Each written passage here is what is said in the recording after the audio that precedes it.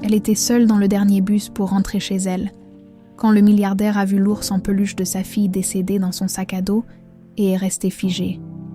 L'aube étouffante de Lyon pesait sur la ville comme une chape de plomb quand Élise Karadec, 24 ans, se traîna vers l'arrêt du dernier bus. 16 heures d'affilée à l'hôpital public l'avaient vidée de toute énergie. Ses jambes flageolaient, ses yeux brûlaient, et cette migraine lancinante qui tambourinait contre ses tempes lui rappelait qu'elle avait encore oublié de manger. Infirmière dévouée corps et âme, Élise vivait pour soigner les autres.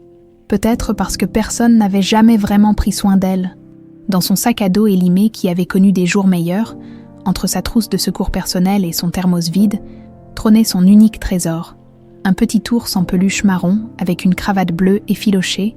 Elle ne savait pas d'où il venait exactement, mais ce jouet était son ancre émotionnelle depuis qu'elle se souvenait. « Allez, monsieur ours, encore une nuit de survie », murmura-t-elle en caressant distraitement la petite cravate. C'était son rituel. Chaque soir, elle lui parlait comme à un vieil ami. Ridicule pour une femme de son âge, peut-être, mais qui s'en souciait. Il n'y avait que Claudine qui savait, et Claudine, eh bien, Claudine n'était pas du genre à faire des commentaires tendres. Le bus 38 arriva en crachotant, ses phares perçant la brume matinale. Élise grimpa péniblement les marches, salua d'un signe de tête le chauffeur qu'elle connaissait de vue et s'effondra sur le premier siège libre. Le véhicule était presque vide, quelques noctambules fatigués, un ou deux travailleurs de nuit comme elle. L'ambiance feutrée la réconfortait toujours. Ces moments de transition entre l'hôpital et chez elle étaient précieux. Gaspard Delacroix n'aurait jamais imaginé, même dans ses pires cauchemars, qu'il monterait un jour dans un transport en commun. Milliardaire impitoyable du secteur immobilier, il évoluait habituellement dans un monde de voitures de luxe avec chauffeur, d'hélicoptères privés et de jets personnels. Mais ce soir-là, le destin en avait décidé autrement. Son chauffeur, Marcel, avait fait un infarctus brutal juste devant l'immeuble de bureau, les secours l'avaient emmené, et Gaspard s'était retrouvé planté sur le trottoir, en costume 3 pièces sur mesure, avec une réunion cruciale qui l'attendait de l'autre côté de la ville, une réunion qui pouvait sauver son empire d'une crise financière dévastatrice, qui couvait depuis des mois. Pas le temps d'attendre un taxi, pas le temps de faire appel à un autre chauffeur. Il lui fallait traverser Lyon, et vite. Bon sang, marmonna-t-il en desserrant sa cravate Hermès. Le bus, il allait devoir prendre le bus comme les gens normaux. Il monta dans le véhicule en scrutant l'intérieur d'un œil méfiant, comme s'il pénétrait en territoire ennemi. Son costume de luxe détonnait ridiculement parmi les passagers en tenue décontractée. Il s'assit avec raideur sur un siège en plastique dur, évitant soigneusement tout contact visuel avec les autres voyageurs qui l'observaient avec curiosité, et puis ses yeux capturèrent quelque chose d'impossible, le petit ours en peluche, qui dépassait du sac de la jeune femme assise devant lui, cette cravate bleue si particulière, ce raccommodage artisanal sur l'épaule gauche, ses yeux boutons asymétriques, des détails uniques qu'il avait lui-même cousus, des années plus tôt, avec Sylvie. C'était Seigneur aussitôt, le compagnon inséparable d'Amélie. Sa petite fille disparue, l'air quitta brutalement les poumons de Gaspard. Le monde bascula. Amélie n'avait que 4 ans quand elle avait disparu de ce parc. Par cet après-midi ensoleillé qui s'était transformé en son pire cauchemar, il avait retourné la France entière, dépensé des fortunes colossales en détectives privés, offert des récompenses astronomiques. Rien, pas la moindre trace. Sylvie avait dépéri de chagrin et était morte 5 ans plus tard. Le cœur brisé, Gaspard s'était alors mué en fantôme, un homme de pierre qui ne vivait plus que pour le travail, incapable de ressentir quoi que ce soit d'autre que ce vide corrosif qui le rongeait, mais il y avait un secret qu'il n'avait jamais révélé à personne. Seigneur Osito n'avait jamais été retrouvé dans le parc. Le ravisseur avait emporté l'ours avec Amélie. Ce détail précis n'avait jamais été divulgué. Seul lui, la police et le kidnappeur le savaient. Voir se jouer ici, maintenant, ne pouvait signifier qu'une chose. Cette jeune femme était liée à l'enlèvement, les mains tremblantes. Gaspard se leva et s'approcha. Sa voix sortit étranglée quand il osa enfin parler. « Excusez-moi, cet ours en peluche, où l'avez-vous eu ?» Élise se retourna, surprise par cette voix d'homme derrière elle. Elle découvrit un quinquagénaire distingué en costume de luxe, le visage ravagé par une émotion qu'elle ne parvenait pas à identifier. Inquiétude, espoir, terreur. « Pardon ?» dit-elle en resserrant instinctivement son sac contre elle. Ce petit ours, avec la cravate bleue, où l'avez-vous trouvé ? Insista Gaspard, sa voix se fêlant malgré lui. Élise fronça les sourcils. Quelque chose dans le regard de cet inconnu la mettait mal à l'aise. Une intensité dérangeante, presque désespérée. Il est à moi depuis toujours. Pourquoi cette question ? Gaspard sentit ses jambes flageoler. Il s'agrippa au dossier du siège pour ne pas s'effondrer. Cet ours. Il a été enlevé avec ma fille, il y a exactement 20 ans. Seules 3 personnes au monde connaissaient ce détail. Vous devez m'expliquer comment vous l'avez en votre possession. Le sang d'Élise se glaça. Elle recula autant que le permettait l'espace confiné du bus, serrant Monsieur Ours contre sa poitrine comme un bouclier dérisoire. « Vous êtes fou ? Cet ours est à moi. Ma mère, Claudine Vérac, elle m'a dit qu'il venait de mon enfance. » Mais tandis qu'elle prononçait ces mots, des fragments commencèrent à envahir son esprit comme des éclats de verre, des flashs d'un parc différent. Une voix d'homme qui criait son nom, mais pas Élise, Amélie, des mains inconnues qui l'arrachaient à quelque chose, à quelqu'un. Une terreur absolue, primitive. Elle avait toujours senti que quelque chose clochait. Claudine n'avait jamais été tendre, juste distante et contrôlante. Il n'y avait aucune photo de son enfance avant l'âge de 5 ans, aucun document de naissance original, seulement des histoires vagues sur des parents morts qu'Élise n'avait jamais pu vérifier. Et les cauchemars, toujours les mêmes cauchemars. Un homme qui criait son nom pendant qu'on l'arrachait de ses bras. « Non, non, non », murmura-t-elle, secouant la tête violemment. « Ce n'est pas possible, ce n'est pas… » Gaspard, voyant la panique de la jeune femme, força sa propre voix à se calmer. Il ne pouvait pas la terrifier davantage. Pas maintenant, pas quand il était si près de… « S'il vous plaît, dit-il d'une voix plus douce, accepteriez-vous simplement de faire un test ADN avec moi ? Si je me trompe, je vous présente mes excuses et vous ne me reverrez jamais. Mais si j'ai raison… » Sa voix se brisa complètement. « Vous pourriez être ma fille. » Le bus s'arrêta, d'autres passagers montèrent et descendirent. La vie continuait autour d'eux. Mais pour Élise et Gaspard, le temps s'était figé dans cette bulle irréelle où l'impossible devenait soudain tangible. Élise voulait fuir, descendre à ce même arrêt et disparaître dans la nuit. Mais quelque chose de viscéral en elle, une voix ancienne et enfouie, lui murmurait que cet homme disait peut-être la vérité. Contre toute logique, contre toute raison, elle hocha la tête. Élise descendit du bus 4 arrêts avant le sien, les jambes tremblantes et le cœur battant la chamade. Elle avait besoin de marcher, de respirer, de mettre de la distance entre elle et cet homme qui venait de faire exploser sa réalité en 1000 morceaux. Ses pas résonnaient sur les pavés humides de Lyon, irréguliers, comme si elle avait oublié comment coordonner ses mouvements. « C'est impossible », se répétait-elle à voix basse, serrant son sac contre sa poitrine. Complètement impossible. Mais les images continuaient de la harceler. Des flashbacks qui surgissaient par vagues, de plus en plus précis, de plus en plus troublants. Un parc avec des balançoires jaunes, une fontaine en forme de dauphin, des mains d'adultes qui l'arrachèrent brutalement à… À quoi exactement ? Elle ne parvenait pas à saisir le souvenir complet, comme si quelqu'un avait découpé sa mémoire en lambeaux. Arrivée dans son petit appartement du 4e étage, elle verrouilla la porte derrière elle et s'effondra sur son canapé défraîchi. L'ours en peluche, qu'elle avait sorti de son sac, la regardait de ses yeux boutons inégaux. Pour la première fois de sa vie, elle l'examina vraiment. La cravate bleue était effectivement effilochée, mais d'une manière particulière, comme si elle avait été nouée et renouée des centaines de fois par de petites mains impatientes, le raccommodage sur l'épaule gauche. Elle n'y avait jamais vraiment fait attention. Mais à présent qu'elle l'observait attentivement, elle distinguait 2 types de fils différents.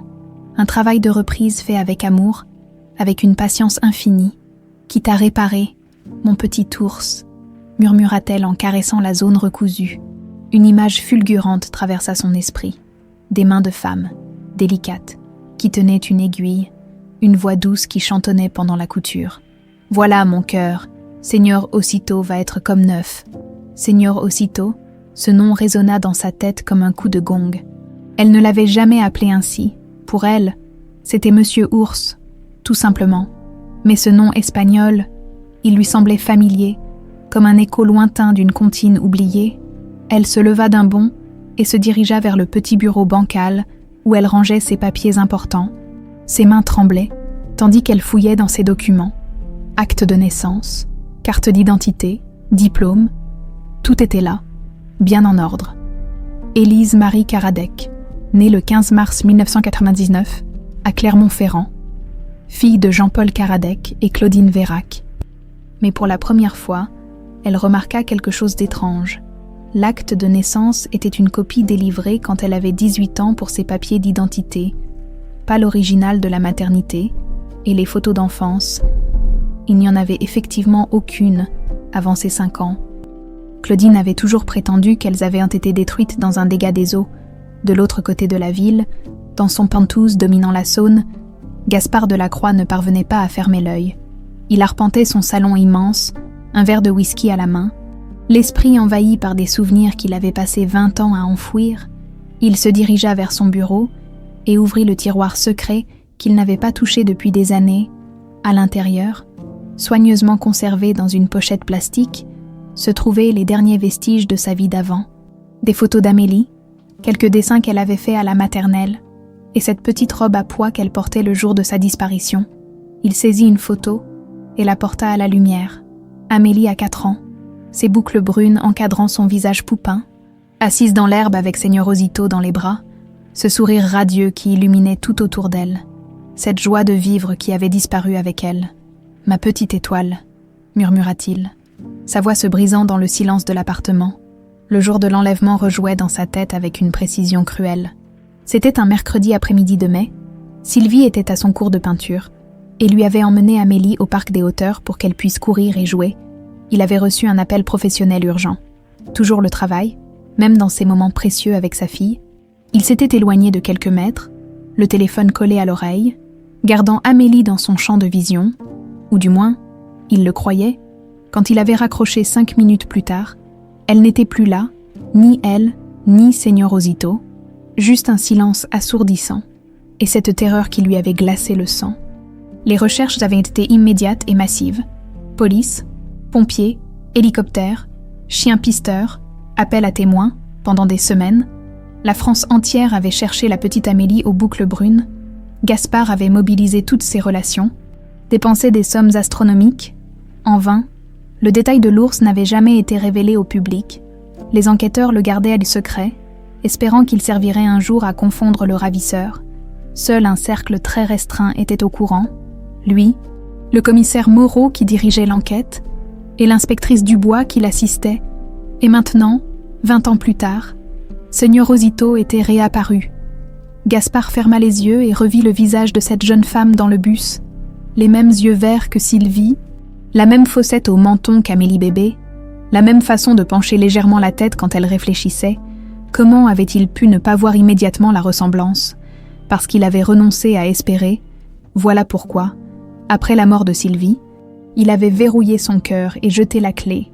Il s'était convaincu qu'Amélie était morte depuis longtemps, que cette quête était vaine et douloureuse. Il avait préféré se noyer dans le travail plutôt que de continuer à espérer en vain. Mais cette nuit-là, l'espoir renaissait comme un brasier, dangereux, dévorant, magnifique. Pendant ce temps, Claudine Vérac ne dormait pas non plus, dans sa petite maison de banlieue à Vénissieux. Elle tournait en rond comme un animal en cage. Elle avait vu Élise rentrer plus tôt que d'habitude. L'air bouleversé, la jeune femme était montée directement dans sa chambre sans dire un mot, ce qui ne lui ressemblait pas. Claudine connaissait ce regard. Elle l'avait vu une fois, quand Élise avait 6 ans, et qu'elle avait fait un cauchemar particulièrement violent. Un cauchemar où elle criait « Papa, papa !»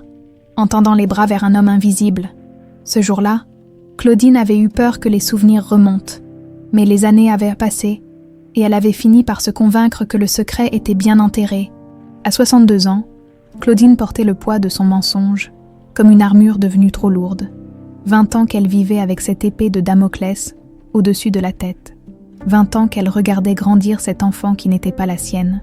Incapable de l'aimer vraiment, terrifiée à l'idée d'être découverte, elle n'était pas un monstre.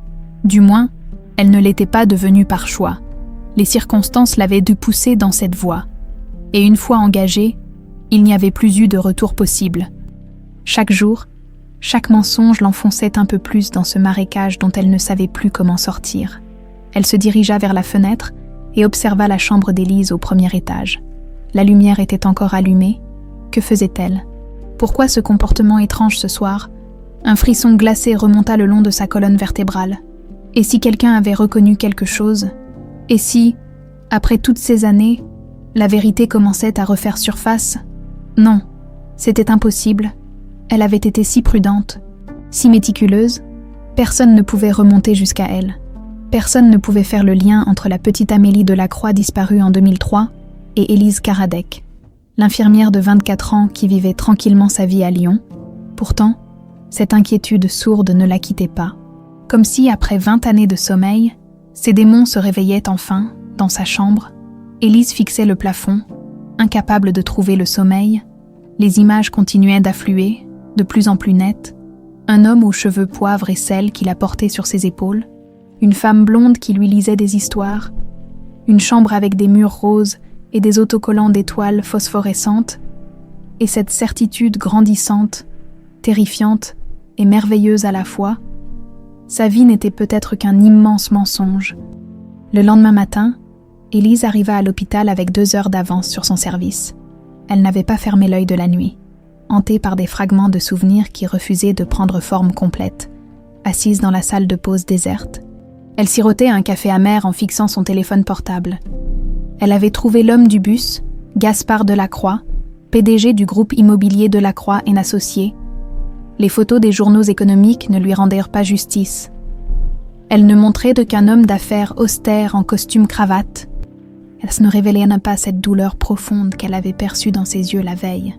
Un milliardaire, un vrai de vrai, et il prétendait qu'elle était sa fille. Ridicule, marmonna-t-elle en scrollant sur son téléphone. Mais sa voix manquait de conviction. Les articles parlèrent de lui comme d'un homme impitoyable, d'un requin de la finance qui n'avait pas d'état d'âme. Pourtant, quand elle creusa davantage, elle tomba sur des articles plus anciens, des coupures de presse datant de 2003, qui parlaient de la disparition de sa fille Amélie. Les photos montraient un homme brisé, suppliant devant les caméras pour qu'on lui rende son enfant. L'enlèvement avait défrayé la chronique, une petite fille de 4 ans volatilisée dans un parc de Lyon un mercredi après-midi, des battues gigantesques, des appels à témoins diffusés en boucle, une récompense d'1 million d'euros. Et puis, progressivement, l'affaire avait quitté la une des journaux.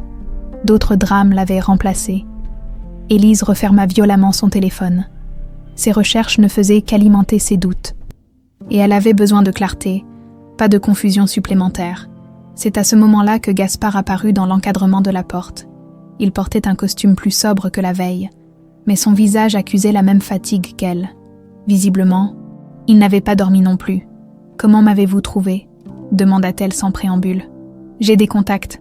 Ce n'était pas difficile de localiser une infirmière prénommée Élise qui travaille dans les hôpitaux de Lyon. » Il s'avança prudemment, comme s'il approchait un animal blessé. « Puis-je m'asseoir ?»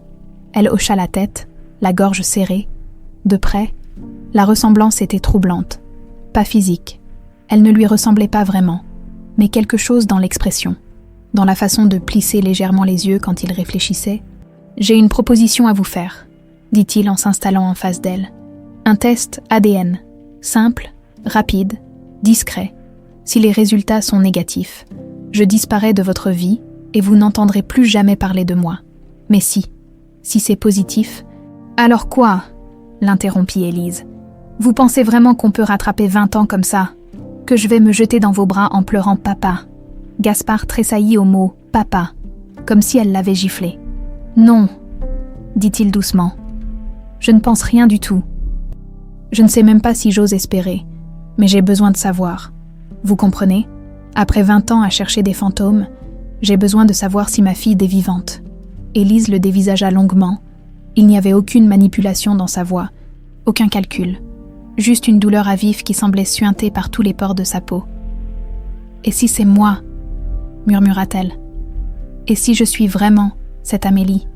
Alors on verra, une étape à la fois. » Le silence s'étira entre eux, uniquement ponctué par les bruits lointains de l'hôpital qui s'éveillait. Élise sentait son monde vaciller sur ses bases. Accepter ce test, c'était ouvrir une porte qu'elle ne pourrait plus jamais refermer. « Racontez-moi, » dit-elle finalement. « Parlez-moi d'elle, d'Amélie. Les yeux de Gaspard s'illuminèrent d'une douleur douce, presque nostalgique. Elle était lumineuse, c'est le mot qui lui convient le mieux. Toujours en mouvement, toujours à poser 1000 questions. Elle adorait les histoires, surtout celles avec des princesses et des dragons. Sa mère lui lisait « La Belle et la Bête » tous les soirs. Un frisson parcourut Élise. « La Belle et la Bête » était son conte favori depuis l'enfance, sans qu'elle sache pourquoi. Elle avait cette manie de parler à son ours en peluche comme s'il était vivant, continua Gaspard, le regard perdu dans ses souvenirs. Elle l'emmenait partout, chez le médecin, au restaurant, même dans son bain. Sylvie, ma femme, disait que Seigneur Aussitôt était son confident. Seigneur Aussitôt, répéta Élise dans un souffle. Oui, elle avait décidé qu'il était espagnol à cause de sa cravate bleue. Elle lui inventait des aventures extraordinaires. Un jour, il était matador, le lendemain explorateur. Sa voix se brisa légèrement. Le jour où elle a disparu, elle m'avait raconté que Seigneur Aussitôt voulait voir les canards de l'étang. C'est pour ça qu'on était allé au parc. Cette fois, Élise ne put retenir un sanglot. L'image était si nette dans sa tête, elle-même, petite, tenant un ours en peluche et montrant du doigt un bassin avec des canards. « Mon Dieu !» murmura-t-elle. « C'est impossible, c'est... Vous vous souvenez de quelque chose ?» demanda Gaspard avec une urgence mal contenue. Élise acquiesça, les larmes aux yeux. Des fragments, un parc avec des canards, une voix qui criait mon nom. Mais pas Élise. Et cette terreur, quelqu'un qui m'arrachait à... Elle ne put finir sa phrase. Les souvenirs étaient trop douloureux, trop confus. Après la disparition d'Amélie, j'ai tout perdu, reprit Gaspard d'une voix sourde. Ma femme est morte de chagrin 5 ans plus tard. Elle n'arrivait pas à accepter qu'on ne retrouve jamais notre fille. Moi, je me suis transformée en zombie. Le travail, toujours le travail. C'était le seul moyen de ne pas sombrer dans la folie. Il se pencha vers elle, ses yeux brillants d'une intensité bouleversante. Vous ne pouvez pas savoir ce que ça représente pour moi de vous voir ici, même si ce n'est qu'un espoir fou. Même si je me trompe complètement, ça fait 20 ans que je vis avec un trou béant dans la poitrine. Et hier soir, pour la première fois depuis 2 décennies, j'ai senti mon cœur battre à nouveau. Élise essuya ses larmes d'un revers de main. Tout cela était trop intense, trop rapide. Hier encore, elle était Élise Karadec, infirmière sans histoire. Et voilà qu'aujourd'hui, un milliardaire lui expliquait qu'elle était peut-être sa fille disparue. J'ai peur, avoua-t-elle. Peur de la vérité, quelle qu'elle soit, si je ne suis pas votre fille. Vous allez souffrir encore plus, et si je le suis, si vous l'êtes, alors c'est que les miracles existent, murmura Gaspard. Élise resta silencieuse un long moment, pesant le pour et le contre. D'un côté, sa vie tranquille et prévisible avec Claudine. De l'autre, l'inconnu total et la possibilité que tout ce qu'elle croyait savoir sur elle-même soit faux. Mais au fond d'elle, une petite voix lui soufflait que cet homme disait la vérité. Cette même voix qui lui murmurait depuis l'enfance que quelque chose clochait dans son histoire familiale. « D'accord, dit-elle finalement.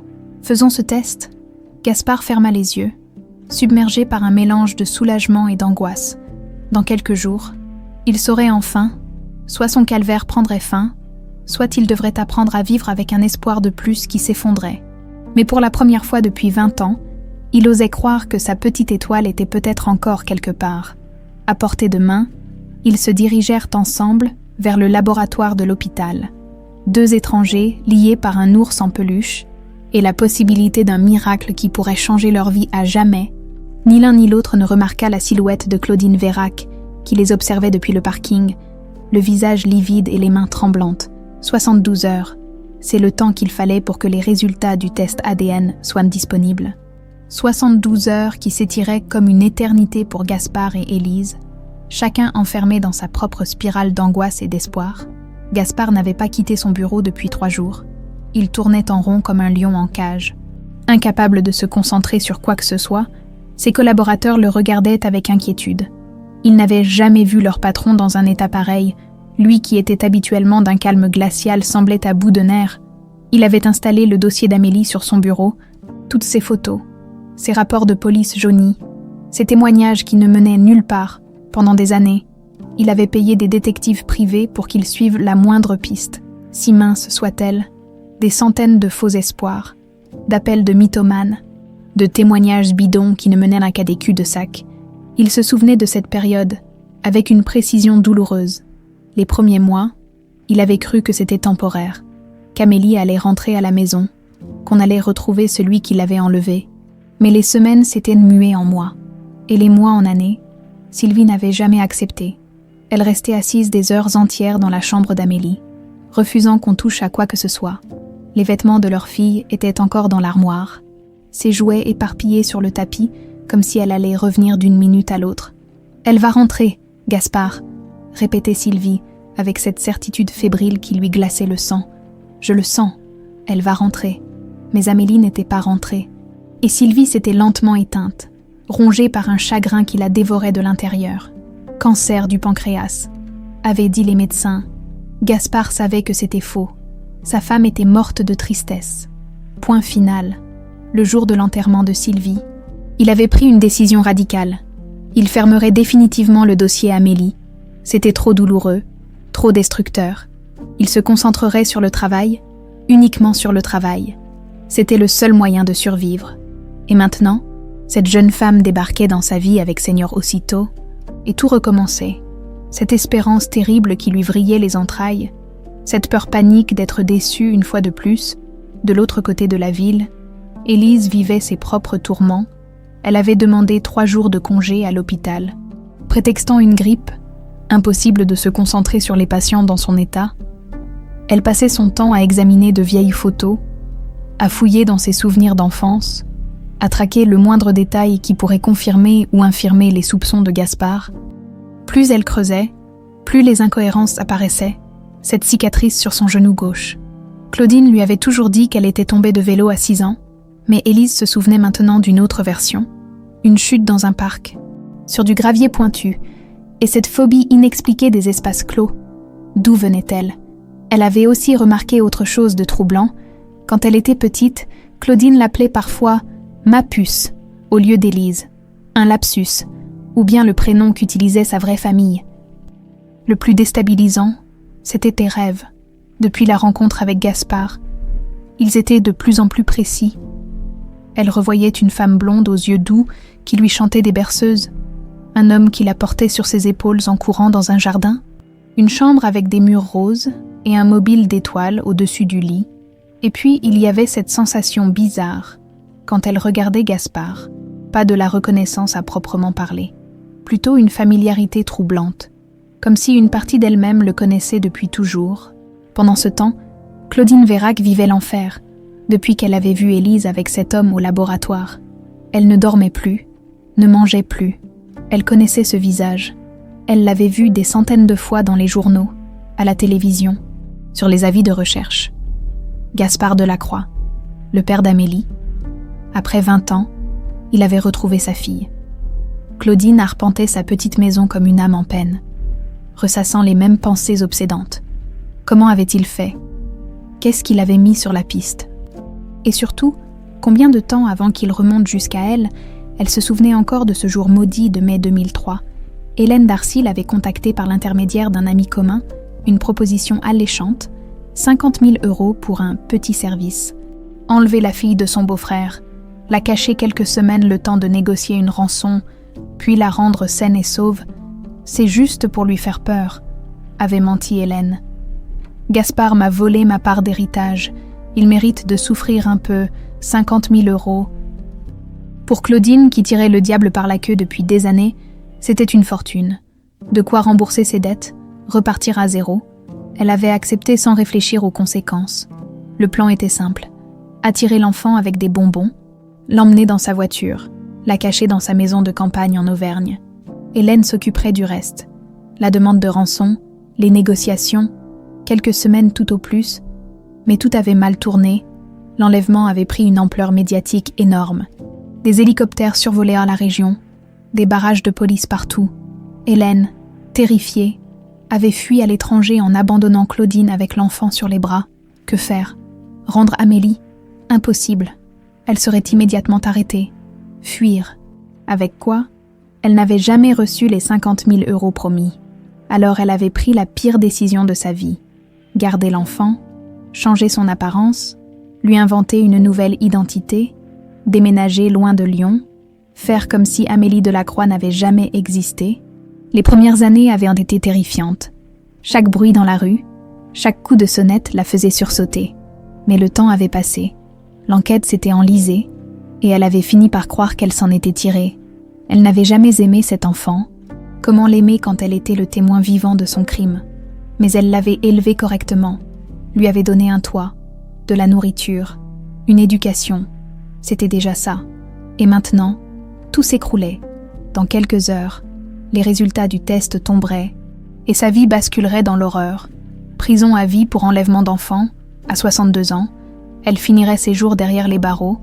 Une seule solution, fuir, tout de suite. Elle commença fébrilement à rassembler ses affaires, quelques vêtements, ses économies, les papiers importants. Elle partirait cette nuit même, direction l'Espagne ou l'Italie, quelque part où on ne viendrait pas la chercher. Mais en sortant son passeport de la commode, ses yeux tombèrent sur une photo d'Élise le jour de son diplôme d'infirmière. Le sourire radieux de la jeune femme lui serra le cœur malgré elle. Après tout, elle l'avait élevée pendant 20 ans. C'était peut-être de l'attachement, finalement. Non, elle ne pouvait pas s'attendrir. Pas maintenant, sa survie était en jeu. Claudine ferma sa valise d'un geste sec et se dirigea vers la porte. Mais au moment de sortir, elle s'arrêta. Quelque chose la retenait. Une culpabilité sourde qui lui rongeait les entrailles depuis 2 décennies. Cette petite fille qu'elle avait arrachée à sa famille. Cet enfant qui appelait « maman » dans ses cauchemars. Tous ces mensonges, toute cette souffrance. Pour la première fois depuis 20 ans, Claudine Vérac se laissa aller à pleurer. Des sanglots secs, rauques, comme si son corps avait oublié comment exprimer la douleur. Elle reposa sa valise et s'effondra sur son canapé. Elle était fatiguée, fatiguée de fuir, fatiguée de mentir, fatiguée de porter ce secret qui l'étouffait. Peut-être était-il temps de dire la vérité, toute la vérité. Dans quelques heures, les résultats arriveraient. Et quoi qu'ils révèlent, plus rien ne serait jamais comme avant. Le vendredi matin, à exactement 9h47, le téléphone de Gaspard sonna. Il décrocha avant la première sonnerie, le cœur battant si fort qu'il résonnait dans ses oreilles comme un tambour de guerre. « Monsieur Delacroix, docteur Martineau, du laboratoire, j'ai vos résultats. » Un silence. Le monde entier semblait suspendu à cet instant. Les tests confirment une compatibilité génétique de 99,9%. Mademoiselle Karadec est bien votre fille biologique. Le téléphone glissa des mains de Gaspard et s'écrasa au sol. Il s'effondra dans son fauteuil de cuir, submergé par une vague d'émotions si violente qu'elle faillit l'emporter. 20 ans de recherche vaine, d'espoir déçu, de nuits blanches à fixer le plafond en imaginant le pire. Sa petite étoile était vivante. Amélie était vivante. Les sanglots le prirent par surprise, violent et libérateur. Pour la première fois depuis 2 décennies, Gaspard Delacroix pleurait, pas de tristesse, mais de joie pure, brute, dévastatrice. De l'autre côté de la ville, Élise reçut l'appel alors qu'elle était assise dans le petit café où elle avait donné rendez-vous à Gaspard. Ses mains tremblaient tellement qu'elle faillit faire tomber son téléphone. « Mademoiselle Karadec, les résultats sont formels. Vous êtes bien la fille de Monsieur Delacroix. » La réalité la frappa comme un coup de massue. Elle n'était pas Élise Karadec. Elle était Amélie Delacroix. 24 ans de sa vie n'étaient qu'un mensonge, une construction artificielle bâtie sur les ruines de son identité véritable. Étrangement, elle ne ressentait rien, comme si son cerveau avait décidé de se déconnecter pour éviter la surcharge émotionnelle. Elle regardait les gens autour d'elle boire leur café, discuter tranquillement, vivre leur vie normale, et elle avait l'impression d'observer une scène de théâtre à travers une vitre. Gaspard arriva 10 minutes plus tard, les yeux rougis mais illuminés d'une joie qu'elle ne lui avait jamais vue. Il s'approcha d'elle avec une prudence infinie, comme s'il craignait qu'elle s'évapore s'il bougeait trop vite. « Amélie », murmura-t-il, testant le prénom sur ses lèvres. Elle tressaillit. Ce nom dans sa bouche sonnait juste, familier, comme un écho lointain d'une chanson oubliée. « Je ne sais pas comment, je ne sais pas qui je suis », dit-elle d'une voix blanche. Gaspard s'assit en face d'elle, les mains tremblantes. Il voulait la prendre dans ses bras, rattraper ses 20 années perdues en un seul geste. Mais il voyait bien qu'elle était en état de choc. Fragile comme du cristal. « Tu es ma fille », dit-il simplement. Tu es Amélie Delacroix, née le 15 mars 1999. Tu adorais les histoires de princesses et tu voulais devenir vétérinaire pour soigner les animaux blessés. Arrêtez, l'interrompit-elle, la voix brisée.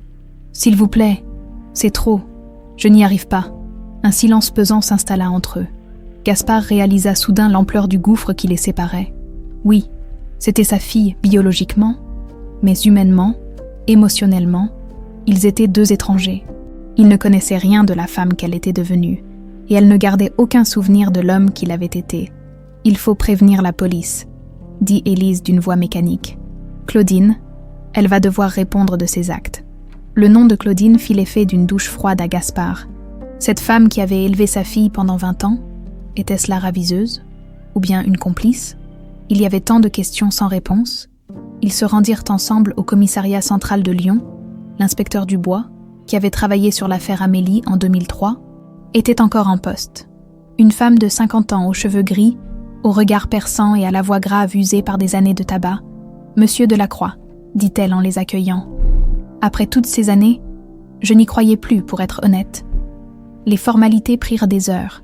Témoignages, déclarations, reconstitution de la chronologie. L'inspecteur Dubois écouta le récit d'Élise avec une attention soutenue, prenant des notes méthodiques. « Claudine Vérac », répéta-t-elle. « Ce nom ne figure dans aucun de nos dossiers d'époque. Mais ça ne veut rien dire. Les ravisseurs utilisent rarement leur vraie identité. » Une équipe fut dépêchée immédiatement chez Claudine. Gaspard et Élise furent autorisés à les accompagner. À distance, la maison de Vénissieux semblait abandonnée. Volets fermés, boîte aux lettres qui débordaient, jardin mal entretenu. L'inspecteur Dubois sonna plusieurs fois sans succès, puis fit forcer la porte par ses hommes. La maison était vide. Dans la chambre de Claudine, une valise à moitié faite traînait sur le lit. Elle avait manifestement tenté de fuir, puis avait renoncé.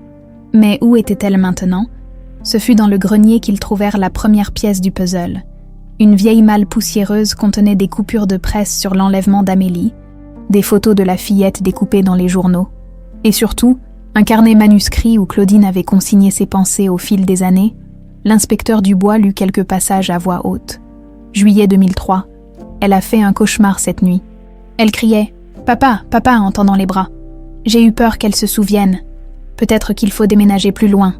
Décembre 2008. Elle m'a demandé pourquoi elle n'avait pas de photo de bébé. J'ai inventé une histoire de dégâts des eaux. Elle a eu l'air de me croire. Mars 2019. 20 ans aujourd'hui. Parfois je me dis que j'aurais dû la rendre quand elle était petite, mais il était trop tard. Il est toujours trop tard. Élise écoutait ces mots avec une fascination horrifiée. Sa vie entière racontée du point de vue de sa raviseuse, tous ses mensonges, toutes ces manipulations pour maintenir l'illusion.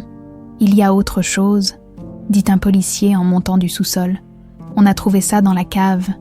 Il tenait à la main une boîte en métal rouillé. À l'intérieur, des vêtements d'enfant soigneusement pliés, la petite robe à pois qu'Amélie portait le jour de sa disparition, ses chaussures vernies, et au fond, une lettre manuscrite. L'inspecteur Dubois déplia le papier jauni avec précaution.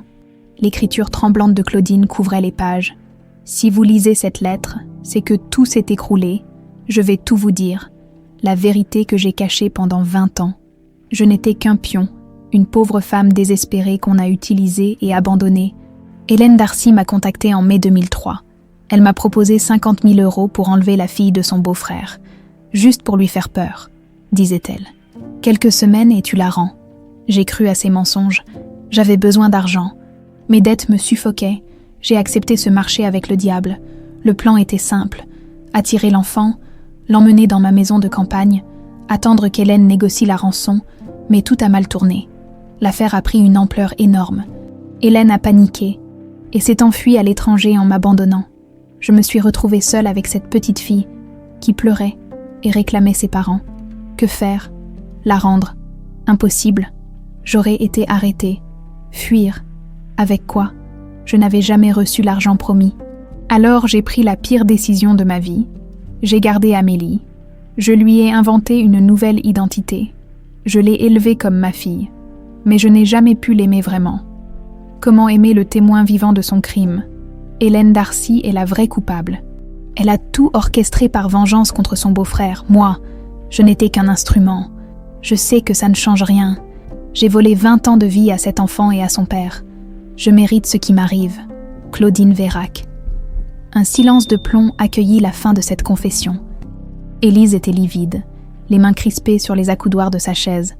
Gaspard serrait les poings, les mâchoires contractées par une rage froide. Hélène Darcy, la sœur de Sylvie, sa propre belle-sœur. Tout s'éclairait soudain. Cette femme qui l'avait fait exclure de l'entreprise familiale après avoir découvert qu'elle détournait des fonds, cette rancune féroce qu'elle nourrissait contre lui, cette vengeance diabolique qui avait détruit sa famille. Où est Claudine maintenant ? Demanda l'inspecteur Dubois. La réponse leur parvint 1 heure plus tard. Claudine Vérac s'était rendue d'elle-même au commissariat de Bourg-en-Bresse. À 100 km de Lyon, elle avait attendu calmement dans le hall d'accueil, puis avait déclaré à l'agent d'accueil « Je viens me constituer prisonnière. J'ai enlevé Amélie Delacroix il y a 20 ans. » La salle d'interrogatoire du commissariat de Bourg-en-Bresse baignait dans une lumière blafarde. Claudine Vérac était assise face à l'inspectrice Dubois, les mains posées à plat sur la table métallique, le visage creusé par 20 années de culpabilité. À 62 ans, elle paraissait soudain 10 ans de plus, comme si avouer son crime avait libéré tout le poids qu'elle portait sur ses épaules. « Madame Vérac, » commença l'inspectrice d'une voix ferme, « vous vous accusez de l'enlèvement d'Amélie Delacroix, survenu le 14 mai 2003. Confirmez-vous ces faits ? » ?»« Oui. » La voix de Claudine était à peine audible. « Je confirme. » Gaspard et Élise observèrent la scène depuis la salle adjacente. À travers le miroir sans teint, Élise sentait ses jambes flageoler, cette femme qu'elle avait appelée maman pendant 20 ans, cette femme qui l'avait élevée, nourrie, soignée quand elle était malade, était sa raviseuse. « Racontez-nous comment vous avez rencontré Hélène Darcy, » poursuivit l'inspectrice. Claudine ferma les yeux, replongeant dans ses souvenirs douloureux. C'était en avril 2003. J'étais femme de ménage dans une société de nettoyage à Lyon. Je nettoyais les bureaux d'un cabinet d'avocats où travaillait Maître Rousseau, un ami d'Hélène. Elle est venue un soir pendant que je faisais le ménage. Elle avait l'air élégante, sûre d'elle. Moi, j'étais juste une pauvre femme qui tirait le diable par la queue. Sa voix se brisa légèrement. Elle m'a dit qu'elle avait une proposition à me faire. Quelque chose de simple qui pourrait résoudre tous mes problèmes financiers.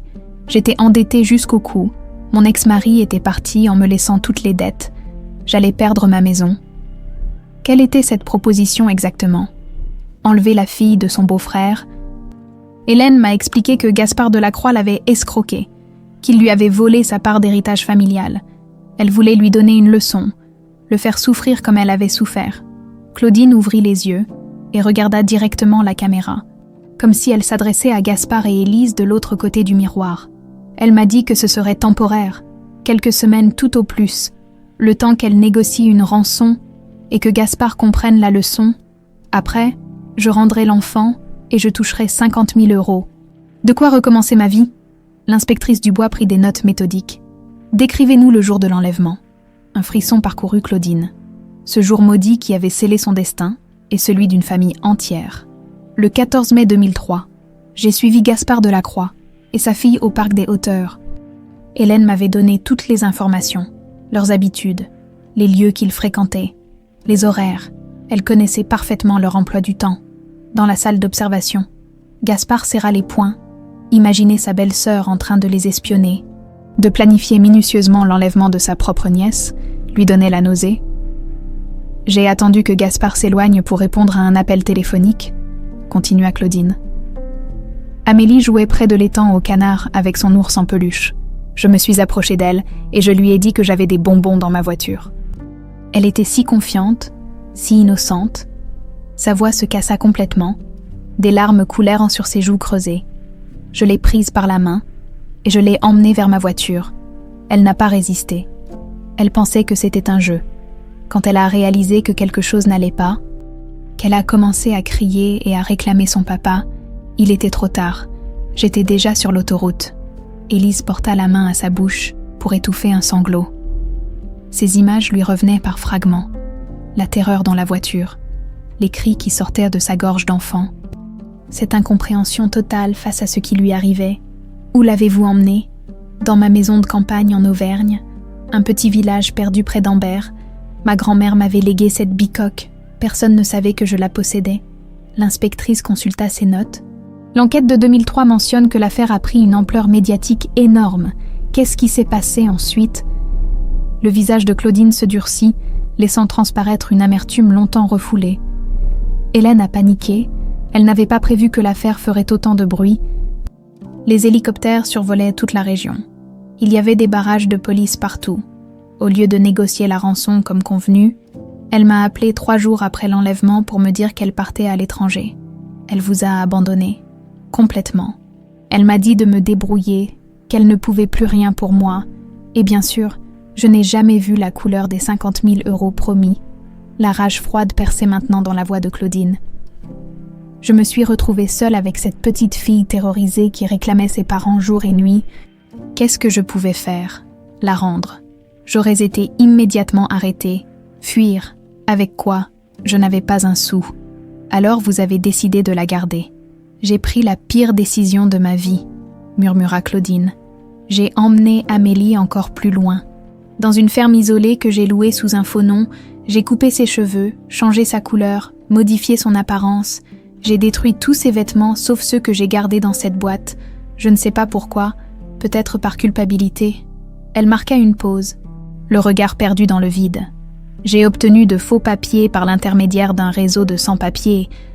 Amélie est devenue Élise Karadec, ma fille m'adoptée. On a déménagé plusieurs fois avant de s'installer définitivement à Lyon quand elle a eu 10 ans. Comment l'enfant a-t-elle vécu cette transition? Les premiers mois ont été terrifiables. Elle faisait des cauchemars toutes les nuits, réclamait ses parents, refusait de manger. Elle répétait sans cesse « Je veux papa, je veux maman », en pleurant. J'ai dû être très ferme pour qu'elle oublie son ancienne vie, dans la salle d'observation. Élise était livide. Ses méthodes fermes résonnaient douloureusement dans sa mémoire. Les punitions quand elle parlait de ses rêves étranges. Les colères de Claudine quand elle posait trop de questions sur son passé. Cette atmosphère de peur constante qui l'empêchait d'exprimer ses vrais sentiments. Avec le temps, elle a fini par s'adapter, poursuivit Claudine. Les souvenirs de sa vraie famille se sont estompés. Elle m'appelait maman. Elle allait à l'école. Elle avait l'air d'une petite fille normale. Mais moi, mais vous, je n'ai jamais réussi à l'aimer vraiment. Comment aimer le témoin vivant de son crime? Chaque fois que je la regardais, je voyais la petite fille que j'avais arrachée à sa famille. J'ai fait mon devoir. Je l'ai élevée correctement. Mais je n'ai jamais pu être une vraie mère pour elle. L'inspectrice Dubois nota cette déclaration cruciale. Avez-vous gardé des contacts avec Hélène Darcy toutes ces années? Aucun. Elle a complètement disparu de ma vie après m'avoir abandonnée. J'ai essayé de la retrouver au début pour récupérer mon argent, mais elle s'était volatilisée. Je ne savais même pas si elle était encore vivante. Savez-vous où elle se trouve actuellement? Claudine secoua la tête. Aucune idée. La dernière fois que j'ai entendu parler d'elle, c'était par un article de journal il y a 5 ans. Elle vivait quelque part sur la côte atlantique sous un autre nom, mais je ne sais pas si c'était vrai. L'inspectrice referma son carnet. Madame Vérac, réalisez-vous la gravité de vos actes. Vous avez détruit une famille, privé un père de sa fille pendant 20 ans, construit toute une vie sur un mensonge. Claudine hocha lentement la tête, les larmes coulant librement sur son visage. Je le sais, je l'ai toujours su, chaque jour pendant 20 ans. Je me suis réveillée avec ce poids sur la conscience. Chaque nuit, je voyais le visage désespéré de Gaspard Delacroix à la télévision quand il suppliait qu'on lui rende sa fille. Elle leva les yeux vers la caméra. Je n'attends aucun pardon, ni de lui, ni d'elle, ni de personne. Je mérite ce qui m'arrive, mais je veux que vous retrouviez Hélène Darcy. Elle est la vraie responsable de tout ça. Elle a détruit 3 vies par pure vengeance, et elle s'en tire depuis 20 ans. L'interrogatoire se termina dans un silence pesant. Claudine fut placée en détention provisoire en attendant son procès. Les charges retenues contre elle étaient lourdes, enlèvement et séquestration d'enfants, faux et usage de faux, usurpation d'identité, mais l'enquête ne faisait que commencer. Il fallait maintenant retrouver Hélène Darcy, la vraie cervelle de cette machination diabolique qui avait brisé tant de vies. L'enquête pour retrouver Hélène Darcy fut menée tambour battant. L'inspectrice Dubois coordonna une task force spécialisée qui éplucha 20 années d'archives, comptes bancaires, registres d'état civil, déclarations fiscales, passages aux frontières. Chaque trace laissée par la belle-sœur de Gaspard fut analysée méthodiquement. Le premier indice significatif apparut dans les relevés bancaires de 2003, 3 jours après l'enlèvement d'Amélie, Hélène avait vidé tous ses comptes français et transféré l'argent vers une banque offshore aux îles Caïmans, puis, plus rien, comme si elle s'était évaporée. Elle a soigneusement préparé sa fuite, expliqua l'inspectrice Dubois à Gaspard et Amélie, fausse identité, planques financières à l'étranger, réseau de complicité, on a affaire à quelqu'un de méthodique et d'intelligent. Mais Hélène avait commis une erreur. En 2018, elle avait tenté de vendre discrètement un bien immobilier hérité de ses parents dans la région lyonnaise. La transaction, effectuée par l'intermédiaire d'un notaire véreux, avait laissé des traces dans les registres de propriété. L'acheteur était une société écran domiciliée à La Rochelle. En remontant la filière, les enquêteurs découvrirent qu'Hélène Darcy vivait sous l'identité d'Hélène Moreau sur l'île de Ré, dans une villa somptueuse face à l'océan. Ironique, murmura Gaspard en regardant les photos de surveillance. Elle coule des jours heureux avec l'argent qu'elle m'a volé pendant que je passais 20 ans à chercher ma fille. L'opération d'arrestation fut organisée à l'aube du mercredi suivant. Une équipe du GIGN accompagnait les forces de police locales. On ne savait jamais comment réagirait une fugitive traquée depuis 2 décennies.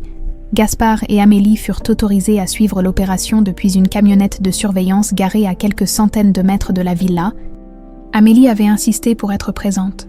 Elle voulait voir le visage de la femme qui avait orchestré la destruction de sa famille.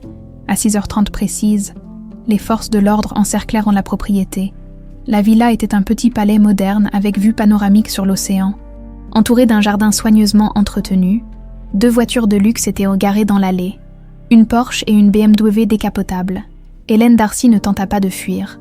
Quand les policiers sonnèrent à sa porte, elle leur ouvrit calmement, vêtue d'un peignoir de soie blanc et tenant une tasse de café à la main. À 68 ans, elle avait gardé une prestance aristocratique, les cheveux argentés impeccablement coiffés, le maquillage parfait malgré l'heure matinale. « Madame Moreau ?» demanda le commandant de police. « Hélène Darcy ?» corrigea-t-elle avec un sourire glacial. « Je suppose que vous venez enfin me chercher. Il était temps. » Cette réaction déconcerta les policiers. Ils s'attendaient à des dénégations, à une tentative de fuite, à des protestations d'innocence, pas à cette acceptation hautaine de son arrestation. Pendant qu'on lui passait les menottes, Hélène balaya du regard les forces de police massées dans son jardin. Tout ce déploiement pour une vieille dame, j'espère que les contribuables apprécieront. Le transfert vers Lyon s'effectua dans un silence tendu. Hélène Darcy regardait défiler le paysage par la vitre blindée du fourgon, impassible, comme si elle partait en excursion plutôt que vers une probable condamnation à vie. L'interrogatoire eut lieu le lendemain au commissariat central de Lyon. Contrairement à Claudine qui s'était effondrée, Hélène affronta les questions avec un sang-froid déconcertant. « Reconnaissez-vous avoir orchestré l'enlèvement d'Amélie Delacroix en mai 2003 ?» demanda l'inspectrice Dubois. « Orchestré est un bien grand mot », répondit Hélène en ajustant ses bijoux. « J'ai simplement donné à mon cher beau-frère l'occasion de comprendre ce que signifie la perte. Vous admettez donc les faits ? J'admets avoir engagé Claudine Vérac pour récupérer ce qui m'appartenait de droit. Gaspard m'avait volé ma part d'héritage familial. Je ne faisais que rendre la justice. » L'inspectrice consulta ses notes. « Votre part d'héritage consistait en 2 millions d'euros que vous aviez détournés de l'entreprise familiale. Monsieur Delacroix vous avait simplement demandé de les rembourser. » Le masque de froideur d'Hélène se fissura légèrement. « Détournés, ces fonds provenaient de contrats que j'avais personnellement négociés. Gaspard n'était qu'un petit bourgeois sans envergure qui a hérité d'une affaire qu'il n'avait pas les compétences pour diriger. Alors vous avez décidé de lui enlever sa fille. Je voulais qu'il souffre comme j'avais souffert. Qu'il comprenne ce que ça fait d'être dépouillé de ce qu'on a de plus cher. » Dans la salle d'observation, Amélie sentit la nausée la submerger. Cette femme parlait de sa propre nièce comme d'un vulgaire objet de chantage. Le plan initial était de demander une rançon, poursuivit l'inspectrice. Évidemment, récupérer mes 2 millions, plus les intérêts et les dommages moraux, justice était rendue. Mais vous avez pris peur et vous avez fui, abandonnant Claudine Vérac avec l'enfant. Pour la première fois, Hélène manifesta une émotion, de l'agacement. Cette idiote avait mal géré la situation. L'affaire était devenue trop médiatique, trop risquée. Il fallait que je me mette à l'abri, en abandonnant votre nièce. Hélène haussa les épaules avec une indifférence glaçante. Amélie n'était qu'un moyen, pas une fin. Si Claudine n'avait pas été assez intelligente pour s'en débarrasser discrètement, C'était son problème. L'inspectrice Dubois dut faire un effort surhumain pour garder son calme professionnel. S'en débarrasser? Vous parliez d'une enfant de 4 ans. Je parlais d'effacer les preuves d'une opération qui avait mal tourné. Le silence qui suivit cette déclaration était assourdissant. Même les policiers expérimentés étaient choqués par tant de cynisme. « Madame Darcy », reprit l'inspectrice d'une voix tremblante de colère contenue. « Réalisez-vous que votre opération a détruit 3 vies, que la mère d'Amélie est morte de chagrin, que Gaspard Delacroix a passé 20 ans dans l'enfer, que votre nièce a grandi sans connaître sa vraie famille. » Hélène eut un petit rire méprisant. Sylvie était une femme faible qui s'est laissée mourir par complaisance dramatique. Quant à Gaspard, il a eu exactement ce qu'il méritait. Et l'enfant, eh bien, elle a survécu. Non, elle s'en remettra, dans la salle adjacente. Amélie se leva d'un bond, les poings serrés. « Je veux lui parler », dit-elle d'une voix blanche. « Je veux regarder cette femme dans les yeux. » Gaspard tenta de la retenir. « Amélie, ce n'est pas une bonne idée. Elle va te faire du mal. Elle m'a déjà fait du mal, le pire mal possible. Maintenant, je veux qu'elle assume face à moi. » L'inspectrice Dubois accepta cette confrontation exceptionnelle. Quelques minutes plus tard, Amélie pénétra dans la salle d'interrogatoire, escortée par son père. Hélène leva les yeux vers sa nièce et eut un sourire faussement maternel. « Ma petite Amélie, comme tu as grandi, tu es devenue une belle jeune femme. » Amélie s'assit face à elle. Le regard dur. « Je ne suis pas votre nièce. Vous avez perdu ce droit le jour où vous avez décidé de détruire ma famille. Toujours aussi dramatique, comme ta mère. » ricana Hélène. « Tu devrais plutôt me remercier. Grâce à moi, tu as eu une enfance normale loin des dorures et de l'hypocrisie de la famille Delacroix. »« Normal !»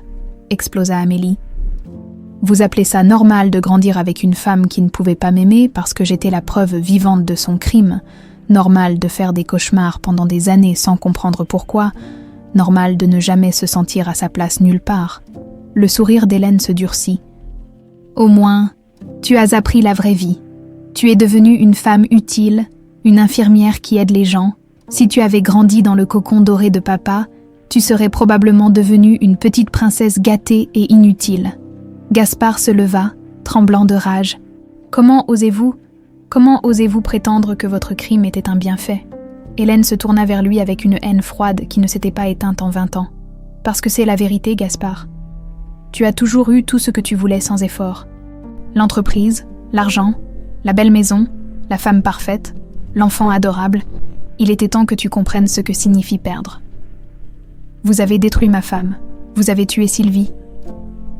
Sylvie s'est tuée toute seule par faiblesse, moi.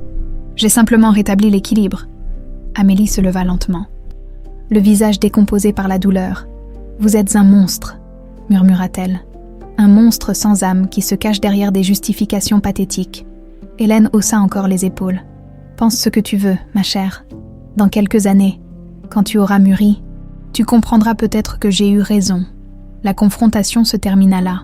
Hélène Darcy fut placée en détention provisoire en attendant son procès.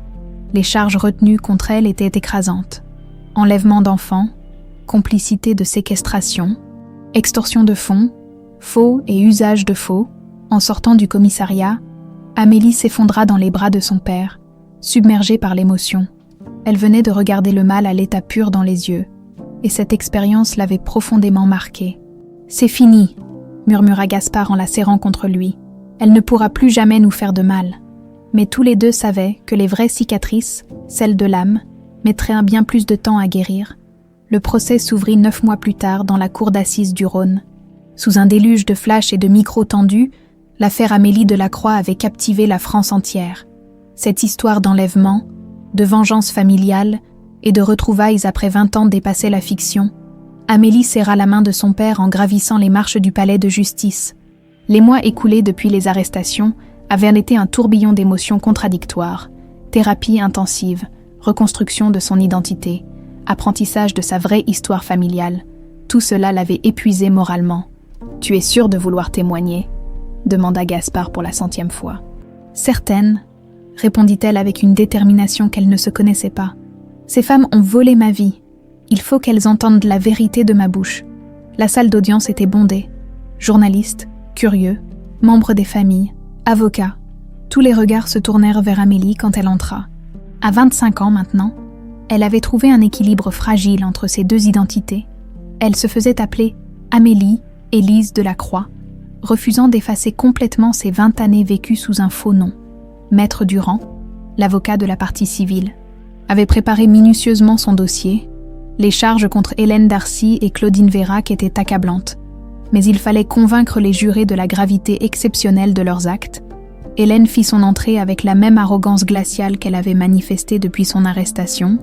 À 69 ans, elle portait un tailleur noir strict et affichait une indifférence souveraine face aux regards hostiles de l'assistance. Son avocat, Maître Blanchard, avait tenté de plaider la folie passagère. En vain, sa cliente refusait obstinément de jouer la carte de la repentance. Claudine, elle, était méconnaissable. Les mois de détention l'avaient vieillie de 10 ans, voûtée, les cheveux gris mal entretenus. Elle évitait soigneusement de croiser le regard d'Amélie. Son avocat commis d'office misait sur sa coopération avec la justice et ses remords évidents. Le président Moreau, magistrat respecté de 60 ans, ouvrit les débats d'une voix solennelle. « Nous sommes ici pour juger des faits d'une gravité exceptionnelle. L'enlèvement d'un enfant, sa séquestration pendant 20 années, la destruction d'une famille entière par esprit de vengeance. » Il se tourna vers les accusés. « Madame Darcy, Madame Vérac, vous comparaissez pour enlèvement et séquestration d'enfants, faux et usage de faux, extorsion de fonds, des crimes passibles de la réclusion criminelle à perpétuité. Les premiers témoins furent les enquêteurs de 2003. L'inspecteur Moreau, aujourd'hui retraité, revint sur l'ampleur des recherches menées à l'époque. Nous avons mobilisé des moyens considérables, hélicoptères, chiens pisteurs, plus de 200 policiers et gendarmes. L'enfant semblait s'être volatilisé. Nous n'avions aucune piste sérieuse. Maître Durand l'interrogea sur les détails gardés secrets. L'ours en peluche était-il un élément clé de l'enquête? Absolument, Seigneur Osito avait des caractéristiques uniques que seuls le père et les ravisseurs pouvaient connaître. Nous espérions qu'il ressurgirait un jour et nous mènerait au coupable. Il aura fallu 20 ans de trop. Vint ensuite le témoignage de Gaspard. L'homme d'affaires habituellement maître de lui peina à contenir son émotion en évoquant ces 2 décennies d'enfer. Quand Amélie a disparu, ma vie s'est arrêtée. Tout ce qui faisait de moi un homme, être père, être époux, m'a été arraché en quelques minutes. J'ai continué à exister, mais je n'ai plus vécu. Sa voix se brisa quand il évoqua la mort de Sylvie. Ma femme s'est éteinte petit à petit. Elle refusait d'admettre qu'Amélie ne reviendrait peut-être jamais. Le cancer l'a emportée, mais c'est le chagrin qui l'avait déjà tuée. Il se tourna vers Hélène, qui soutint son regard sans ciller. Ma belle-sœur prétend que j'ai eu ce que je méritais. Peut-être ai-je eu des torts envers elle dans nos affaires professionnelles, mais Amélie, qu'avait-elle fait pour mériter d'être arrachée à sa famille? L'avocat d'Hélène tenta une contre-attaque. N'est-il pas vrai, monsieur Delacroix, que vous aviez spolié ma cliente de 2 millions d'euros? J'avais découvert qu'elle détournait des fonds de l'entreprise familiale. Je lui ai demandé de les rembourser. C'était mon droit et mon devoir, assez pour justifier une vengeance de cette ampleur. Gaspard le foudroya du regard. Rien ne justifie ce qu'elle a fait, rien. Ce fut ensuite au tour d'Amélie de témoigner. Un silence de cathédrale s'abattit sur la salle quand elle s'avança vers la barre. Sa voix était claire mais tremblante d'émotion contenue. Je m'appelle Amélie Élise Delacroix. Pendant 24 ans, j'ai cru m'appeler Élise Karadec. Toute ma vie était un mensonge construit sur un crime. Elle décrivit ses années avec Claudine. Cette absence d'amour maternel qu'elle avait attribuée au caractère de sa mère adoptive, Claudine m'a élevée correctement sur le plan matériel, mais elle n'a jamais pu m'aimer. Je comprends maintenant pourquoi. Comment aimer l'enfant qu'on a arraché à sa famille? Le procureur l'interrogea sur ses souvenirs d'enfance. Aviez-vous conservé des traces de votre vraie identité? Des fragments, des cauchemars récurrents où un homme criait mon nom, pas Élise, mais Amélie, des flashbacks d'un parc avec des canards et cette sensation permanente que quelque chose ne collait pas dans mon histoire familiale. Qu'avez-vous ressenti en découvrant la vérité? Amélie marqua une pause. Cherchant ses mots, un mélange de soulagement et de colère. Soulagement de comprendre enfin pourquoi je ne me sentais jamais à ma place. Colère de réaliser qu'on m'avait volé 20 ans de ma vraie vie. Elle se tourna vers Claudine, qui gardait la tête baissée. « Je ne peux pas pardonner ce qui a été fait, Mais je peux comprendre que Claudine était aussi une victime de la manipulation d'Hélène Darcy. Puis elle fixa Hélène droit dans les yeux. En revanche, je ne comprendrai jamais comment une femme peut détruire la vie d'une enfant de sa propre famille par simple vengeance. Vous avez tué ma mère biologique. Vous avez brisé mon père. Vous m'avez condamné à grandir sans amour. Et vous ne montrez aucun remords. Hélène soutint son regard avec un sourire glacial. Tu dramatises, ma chère.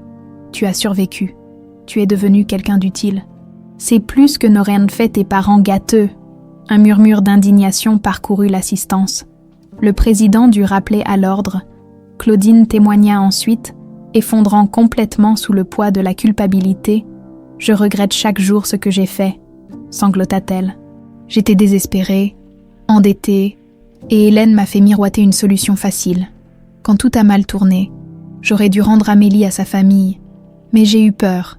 J'ai été lâche. » Son avocat plaida les circonstances atténuantes. Ma cliente était une femme en détresse. Manipulée par quelqu'un de plus intelligent et plus retors qu'elle, elle a coopéré entièrement avec la justice et montre des remords sincères. Le réquisitoire du procureur fut implacable. Maître Lambert réclama la réclusion criminelle à perpétuité pour Hélène Darcy et 25 ans de prison pour Claudine Vérac. Ces femmes ont commis l'irréparable. Elles ont détruit 3 vies par cupidité et par vengeance. Elles ont privé un père de sa fille pendant 20 ans. Elles ont condamné une mère à mourir de chagrin. Elles ont volé l'enfance et l'adolescence d'Amélie. Les plaidoiries de la défense furent inaudibles face à l'ampleur des preuves et à l'émotion suscitée par les témoignages. Après 2 jours de délibération, le verdict tomba.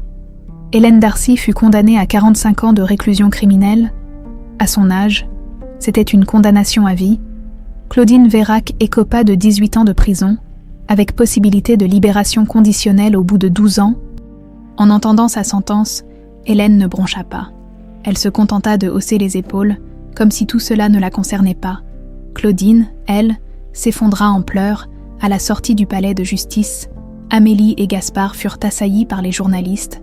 Ils déclinèrent toute interview, préférant rentrer chez eux dans la discrétion. « C'est fini », murmura Gaspard en serrant sa fille contre lui. « Non », répondit Amélie avec une sagesse nouvelle. « Maintenant, ça commence. On va enfin pouvoir apprendre à se connaître vraiment. » Pour la première fois depuis des mois, ils sourirent ensemble. La justice était rendue. Mais le plus dur restait à faire. Reconstruire une relation père-fille après 20 ans de séparation. Les mois qui suivirent le procès furent parmi les plus difficiles de la vie d'Amélie. La médiatisation de l'affaire avait fait d'elle une célébrité malgré elle. Impossible de sortir dans la rue sans être reconnue. Impossible de travailler à l'hôpital sans subir les regards curieux des collègues et des patients. « Vous êtes cette fille qui a été enlevée.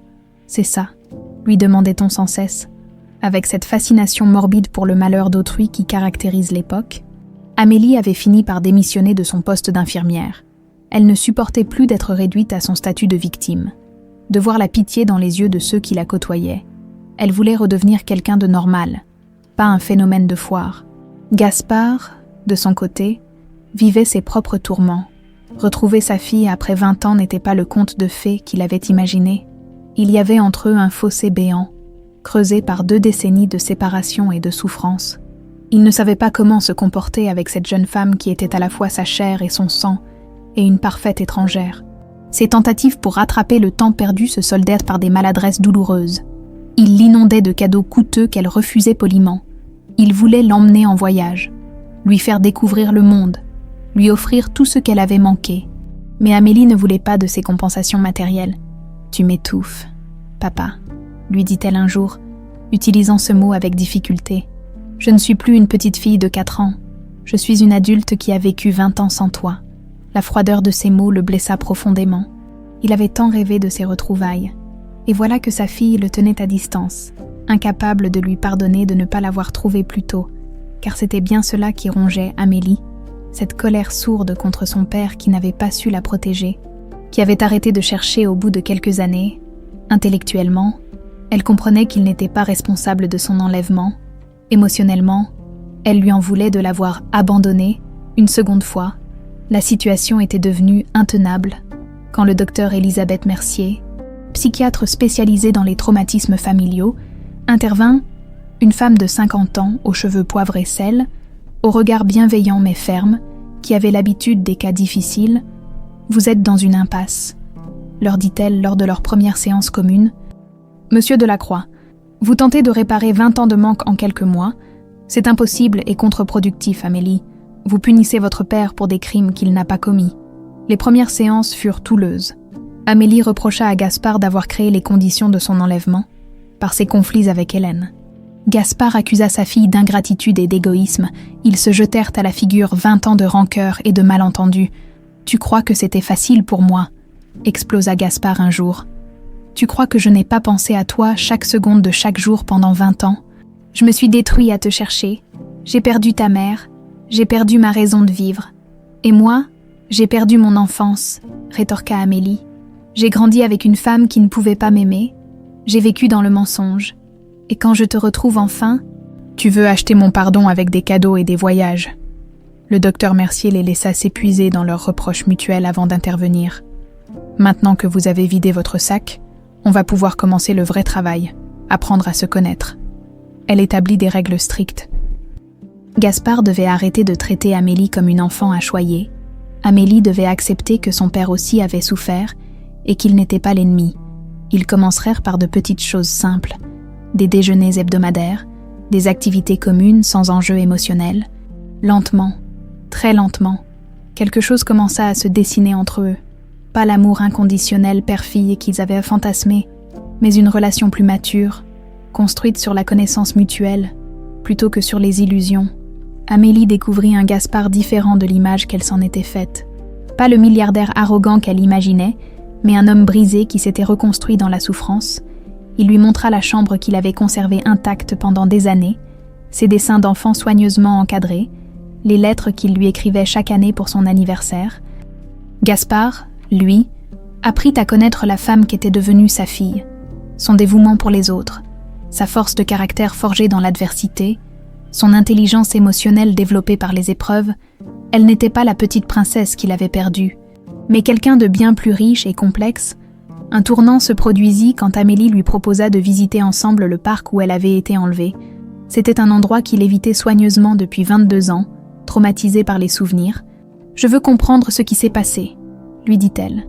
« J'ai besoin de voir les lieux avec tes yeux. » Ils s'y rendirent un dimanche matin de printemps. Le parc des hauteurs n'avait pas changé. Les tangos canards, les balançoires, les allées ombragées, tout était identique à ce jour maudit de mai 2003. Gaspard lui montra l'endroit exact où elle jouait quand il avait reçu cet appel téléphonique fatal. « Tu étais là, près de l'eau, avec Seigneur aussitôt. Tu voulais nourrir les canards avec les morceaux de pain que ta maman avait préparés. Pour la première fois. » Il parla librement de Sylvie, sans que ce soit trop douloureux. Elle t'adorait. Tu étais toute sa vie. Quand tu as disparu, c'est comme si on lui avait arraché le cœur. Amélie sentit les larmes monter. Pas de colère cette fois, mais de tristesse pour cette mère qu'elle n'avait jamais connue. « Raconte-moi encore. Comment était-elle » Ils passèrent l'après-midi assis sur un banc, Gaspard évoquant 1000 détails sur Sylvie et leur vie de famille d'avant. Pour la première fois depuis des mois, Amélie eut l'impression de retrouver ses vraies racines. C'est ce jour-là qu'elle prit une décision importante. Elle voulait faire quelque chose d'utile de son histoire, transformer sa tragédie en espoir pour d'autres. « J'aimerais travailler avec toi sur la fondation », dit-elle à Gaspard. La fondation Amélie Delacroix avait été créée en 2008. 5 ans après la disparition, Gaspard avait voulu honorer la mémoire de sa fille en aidant d'autres familles touchées par l'enlèvement d'enfants. L'organisme finançait des recherches, soutenait les familles, sensibilisait le public. « Tu es sûr ?» demanda Gaspard, ému par cette proposition. « Certaine. Si notre histoire peut aider ne serait-ce qu'une famille à retrouver son enfant, alors toute cette souffrance n'aura pas été vaine. » Amélie commença à travailler bénévolement pour la fondation. Elle rencontra d'autres parents qui vivaient l'enfer qu'avait traversé Gaspard. D'autres enfants retrouvés après des années de séparation. Ces témoignages l'aidèrent à relativiser sa propre expérience et à comprendre que la résilience était possible. Elle devint rapidement le visage public de l'organisation, son histoire, sa capacité à exprimer clairement les enjeux. Sa compassion naturelle en faisait une ambassadrice idéale. Les médias qui l'avaient harcelée devinrent ses alliés pour sensibiliser l'opinion publique. 1 an après le procès, la Fondation avait contribué à retrouver 15 enfants disparus.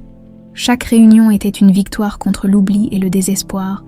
Tu sais, dit Gaspard un soir, alors qu'ils rentrèrent d'une conférence particulièrement émouvante, je commence à croire que ta mère serait fière de nous.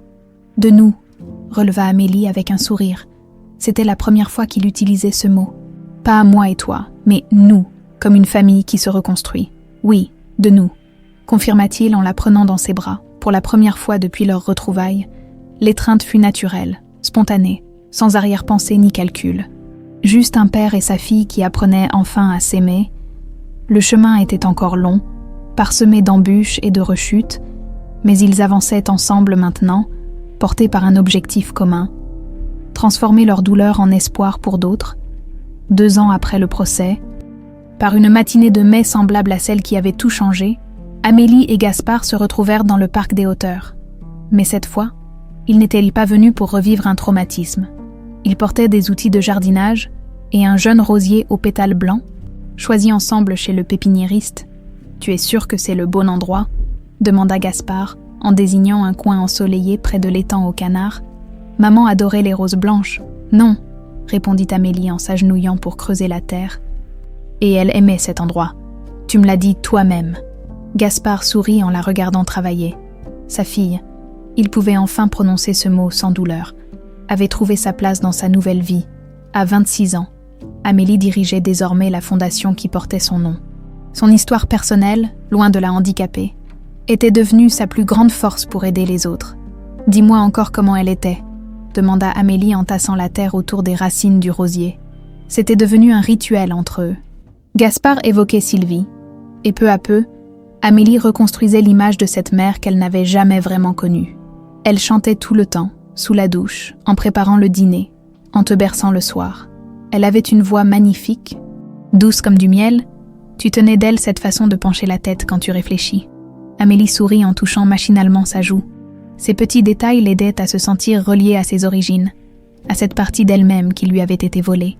Et physiquement, blonde aux yeux verts, comme toi, en plus clair. Mais c'était surtout son sourire qui illuminait tout. Quand elle riait, le monde entier semblait plus beau.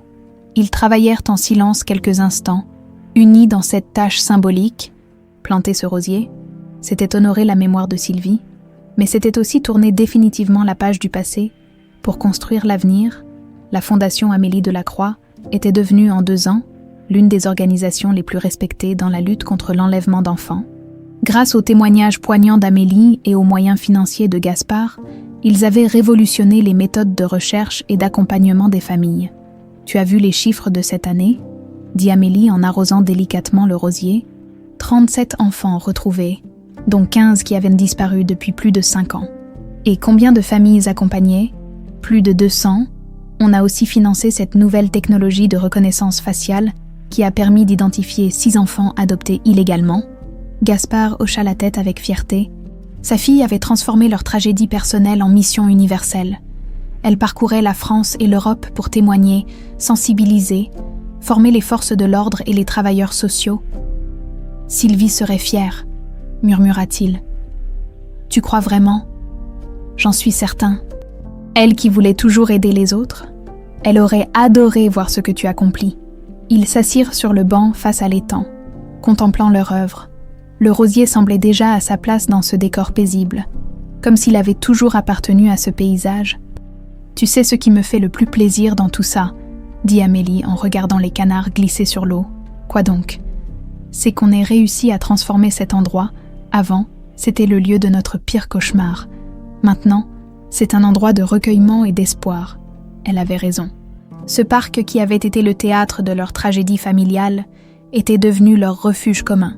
Ils venaient ici régulièrement, pour parler, pour se souvenir, pour faire le point sur leur vie. « J'ai quelque chose à te dire », reprit Amélie après un silence. « J'ai pris une décision importante. » Gaspard la regarda avec inquiétude. Depuis leur retrouvaille, il redoutait toujours qu'elle décide de repartir, de recommencer sa vie ailleurs, loin de lui. « Je vais changer de nom officiellement, plus Élise Karadec. Je veux être Amélie Delacroix, complètement. » Le soulagement et l'émotion submergèrent Gaspard. Pendant ces 2 années de reconstruction, Amélie avait gardé administrativement son faux nom, n'utilisant son vrai prénom que dans la sphère privée. Cette décision marquait un tournant symbolique majeur. « Tu es sûr ? Tu n'auras plus aucun lien avec ton ancienne identité. » Cette identité était construite sur un mensonge. Je ne veux plus porter le nom d'une famille qui n'était pas la mienne. Je veux porter ton nom. Papa et celui de maman. C'était la première fois qu'elle l'appelait papa, avec tant de naturel, sans effort, sans calcul. Ce simple mot acheva de guérir le cœur brisé de Gaspard. « Et Claudine ?» demanda-t-il. « Tu as des nouvelles ?» Amélie secoua la tête. Claudine Vérac purgeait sa peine dans une prison de Normandie. Elle avait écrit plusieurs lettres à Amélie pour demander pardon, toutes restées sans réponse. Je ne peux pas lui pardonner. Pas encore. Peut-être jamais. Elle a eu 20 ans pour me dire la vérité. Pour me rendre à ma famille, elle ne l'a jamais fait. Et Hélène, celle-là, jamais. Elle ne montre aucun remords, aucune humanité. Elle a détruit nos vies par pur égoïsme. Effectivement, Hélène Darcy n'avait jamais manifesté le moindre regret. En prison, elle continuait de clamer son innocence et de justifier ses actes. Ses demandes de révision de procès étaient systématiquement rejetées. « Tu sais quoi ?» dit soudain Amélie en se levant. « J'ai une autre surprise. » Elle sortit de son sac Seigneur Osito. Le petit ours en peluche qui avait permis leur retrouvaille, après toutes ces années, il était un peu plus usé, mais sa cravate bleue effilochée et ses yeux boutons asymétriques lui donnaient toujours ce charme unique. Je pensais le laisser ici, près du rosier de maman. Gaspard la regarda avec surprise. « Tu veux t'en séparer? Mais c'est ton trésor depuis l'enfance. » Justement, il a joué son rôle. Il nous a réunis. Maintenant, il peut veiller sur maman. Elle posa délicatement l'ours en peluche au pied du rosier, ses petits bras semblant enlacer symboliquement la base de l'arbuste. Comme ça, maman ne sera plus jamais seule. Seigneur Osito lui tiendra compagnie. Des larmes coulèrent sur les joues de Gaspard. Cette attention délicate de sa fille le touchait plus qu'il ne pouvait l'exprimer. Elle aurait adoré ce geste, murmura-t-il. Ils restèrent un moment silencieux, unis dans leur recueillement, puis Amélie prit la main de son père, geste simple mais chargé de tout l'amour qu'ils avaient appris à se donner. « Papa, oui, maman serait fière de nous. Tu ne crois pas ?» Gaspard serra la main de sa fille en regardant le rosier blanc qui frémissait doucement dans la brise printanière. « J'en suis certain, ma chérie. Nous avons transformé notre douleur en espoir. Nous avons fait de notre tragédie une force pour aider les autres. Et nous avons appris à nous aimer malgré tout ce qui nous a séparés. » Un couple âgé passa près d'eux avec leur petit-fils, qui courut vers l'étang pour nourrir les canards. La vie continuait, paisible et normale, dans ce parc qui avait vu tant de drames et maintenant tant d'espoir. « On y va », proposa Amélie en se levant. « Où veux-tu aller ?»« À la fondation. Maître Durand doit passer signer les papiers pour le nouveau programme d'aide aux familles. Et puis, j'ai une réunion avec l'équipe européenne. » Gaspard sourit en la voyant si investie dans sa mission. Sa fille avait trouvé sa voie, sa façon unique de donner un sens à son histoire. Ils prirent le chemin de la sortie, laissant derrière eux le rosier blanc et Seigneur Osito qui montait la garde, en passant devant l'endroit exact où tout avait commencé 23 ans plus tôt. Ils ne ressentirent plus de douleur, juste une mélancolie douce, apaisée. « Tu sais ?» dit Amélie en passant son bras sous celui de son père. « Je crois que nous avons réussi quelque chose d'extraordinaire. » « Quoi donc ? » Nous avons prouvé que l'amour véritable trouve toujours un chemin pour revenir à la maison. Et tandis qu'ils s'éloignaient vers leur nouvelle vie, le petit ours en peluche veillait sur le rosier blanc, témoin silencieux d'une histoire qui avait commencé dans l'horreur et s'achevait dans l'espoir. Car même dans les abîmes les plus sombres de la méchanceté humaine, l'amour véritable finit toujours par triompher et retrouver le chemin du foyer